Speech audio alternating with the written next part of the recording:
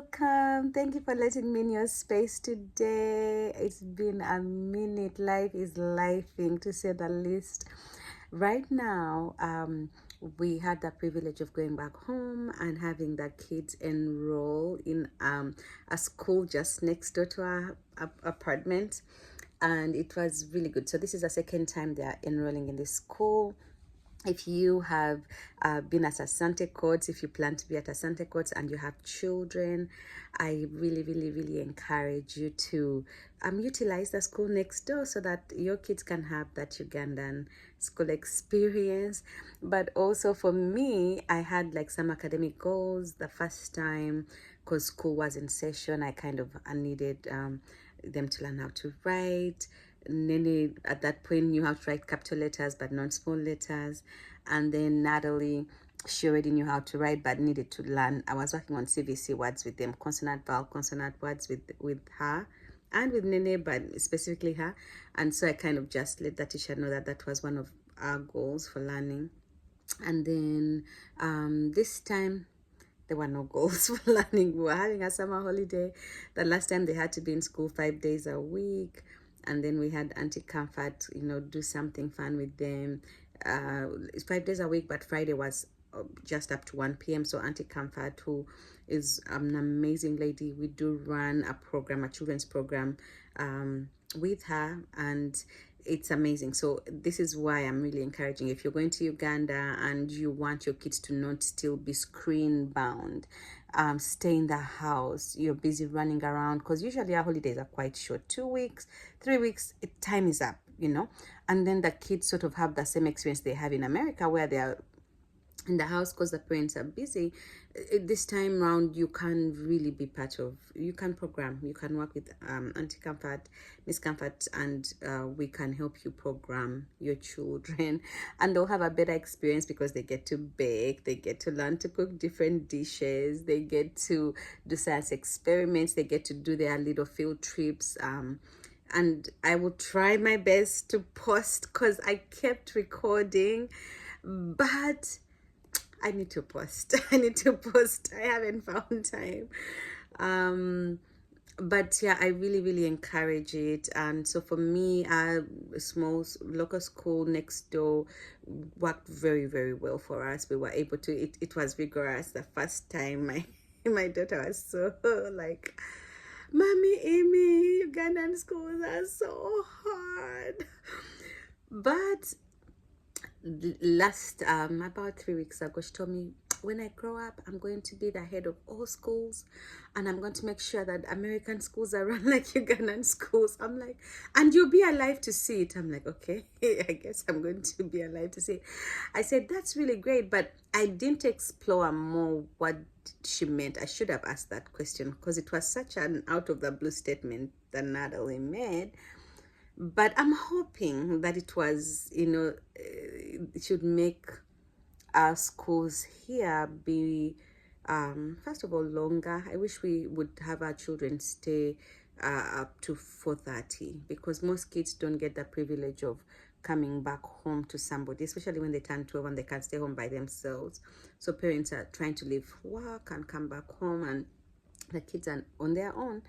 And so it would be good if they stay longer in school and do painting and science and all those music, all those extra things that kind of tickle the other side of the brain, the creative side of the brain, and just to be under adult supervision. That's my personal prayer, that one day that happens.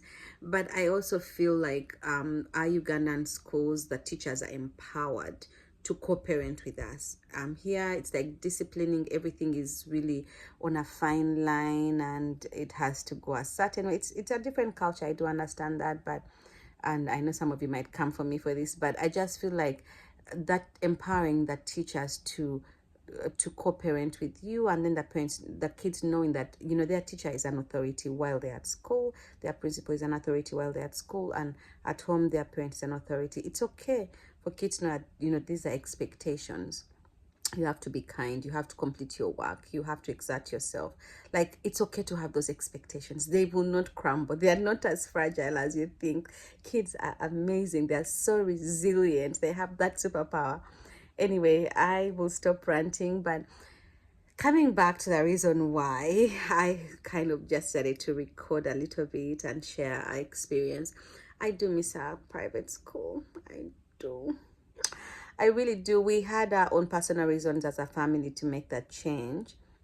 But one of the things I really miss is that the kids were in one place. Like you can drop them off as early as 6:30. There's a before school program. So on days I had meetings very early, I dropped them off at early as 7:10, and then their dad could pick them up as late as 6 p.m. So that I miss. And of course we were going to a Christian school, so that really I miss that Christian component. We had memory verses to memorize. We had our teachers to help us memorize those verses. I kind of miss that. But also, like, once school ended, they would transition to the after school program, which for our particular school was very affordable, in my opinion. And so the kids are in the same space and they don't have to reacclimatize to something different.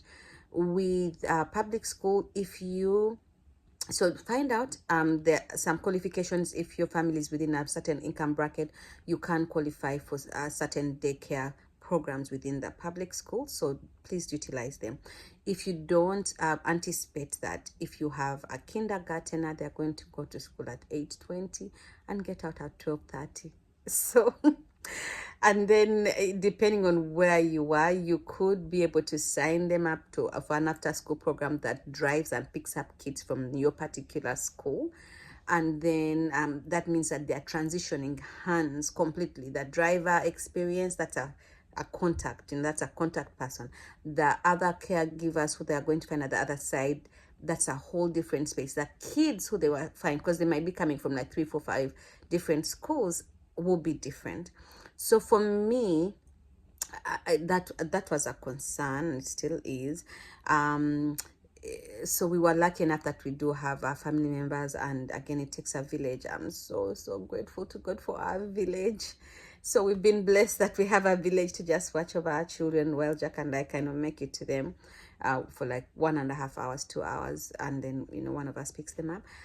But anticipate that. And then, because one is in first grade, one is in kindergarten, so the first grader will get out at 2:20, I think. Yeah. But then my goodness, 2:20. And then so that gap in itself, right? So I advise parents, if you do have like 2 kids, 3 kids, if you're able to wait until the kindergarten is on, or the TK is on the same program like the other, so that when you're picking up everybody at 2:20. Wait it out wherever you are, so that by the time you make that transition, it's one pickup. And then, of course, just keeping up. Every teacher has their own platform that they work with. There's a volunteering part that's very important. Please volunteer. Parents, please volunteer. Your child will be so excited when they see you take part in their classroom. I'm volunteering in the art classroom. I'm laughing because I didn't know I could teach art, but well, here we are. I taught art. It's a 1-day commitment per month. I do have 2 kids, so that's 2 days commitment per month. But there's other ways you could make photocopies. There's other ways you can support your teacher. You also make donations. So in our private school, we'll just pay, and then somebody else does all the shopping. Don't worry about that. In this case, they sort of had a list. We had to do the shopping, and then, oh, it was so crazy. I did not pay attention. There's like four different first grades. There's 4 different kindergartens. I'm like, okay, because we only had 1 grade per class in our little private school. So the first day, my poor child, I did not pay attention. Like, literally, we had a chance to go meet the kindergartener's teacher. Very amazing, good energy. I was so grateful that we were in her class. And so on my way out, I see a first grade teacher. I assumed that was my kid's teacher. Oh yeah, I have a first grader. You know me, very chatty.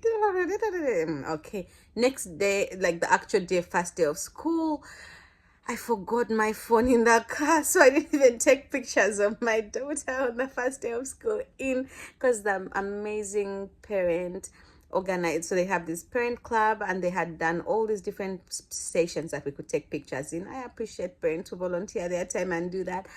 And I miss those pictures. So with Nene, we had done those because he had come the day before, met his teacher, met some of his classmates, so where he was going to sit, because it's his first day in school. Because some kids, that's the first time they're attending school, right? So we've been lucky that we've been in a setting of daycare since we were 2 months old. It's actually not been lucky.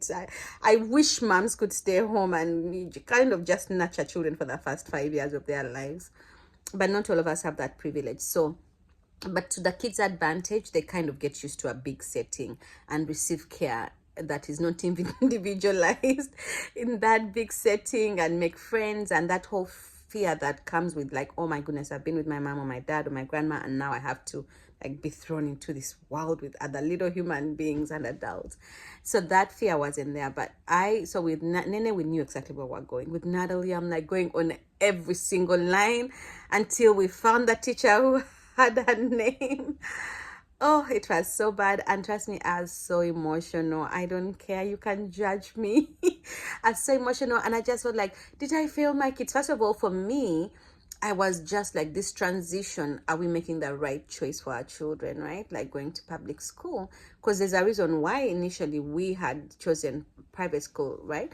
So that whole thing, and then my first day, I was like so disorganized. Well, I wasn't disorganized. I had everything. I think I like perfection. That's, and God reminds me that you can't be like His perfection, right?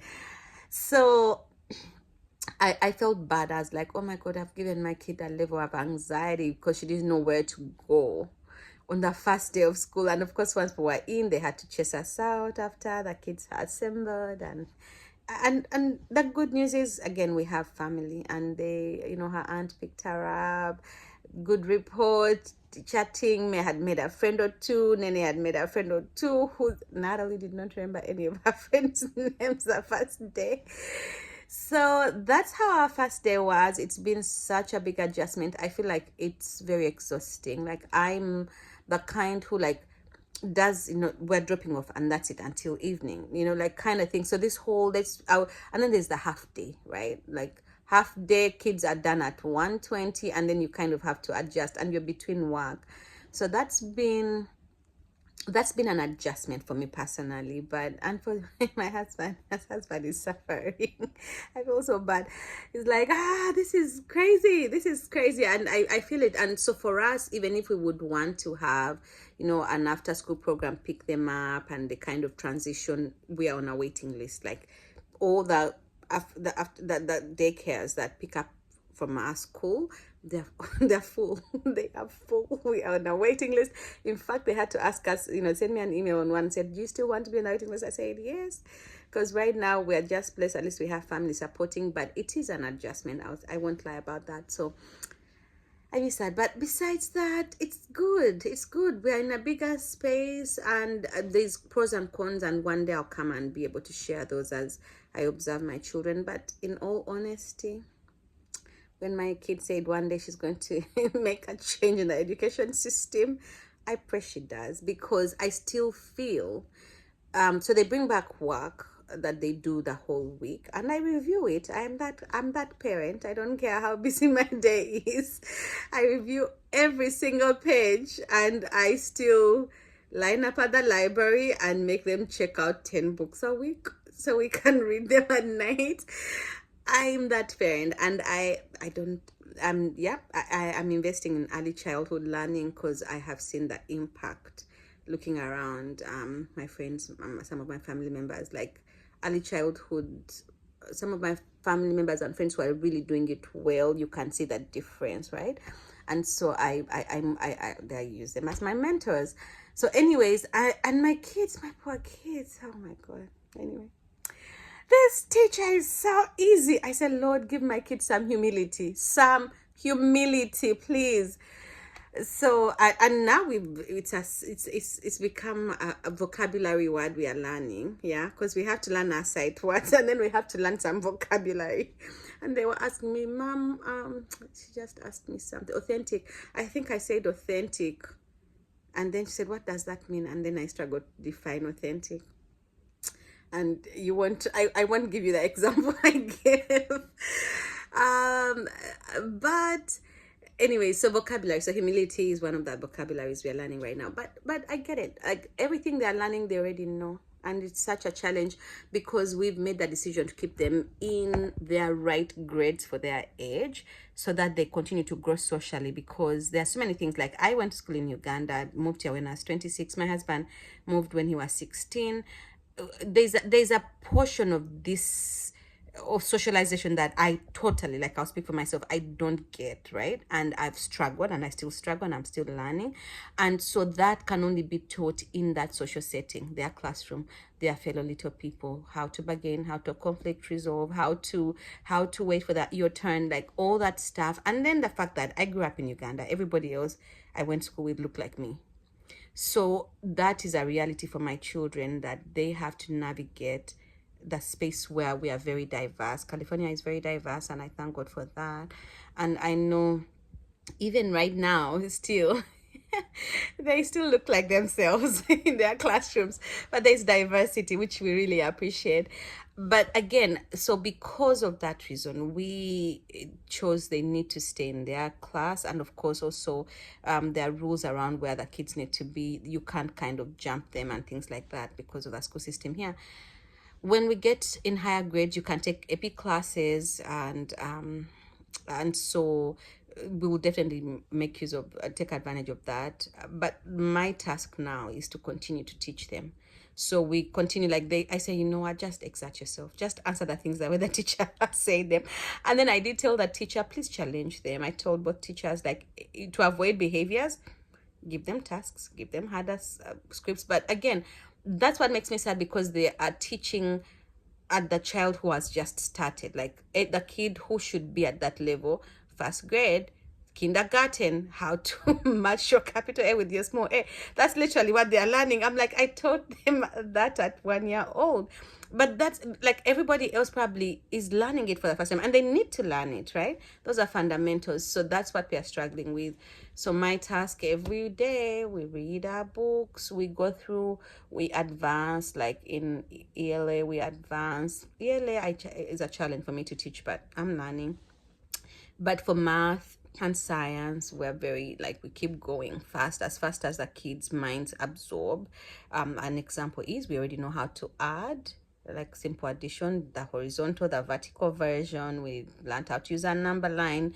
We've learned how to do the bonds, what, break it down, what part, what whole, all that stuff.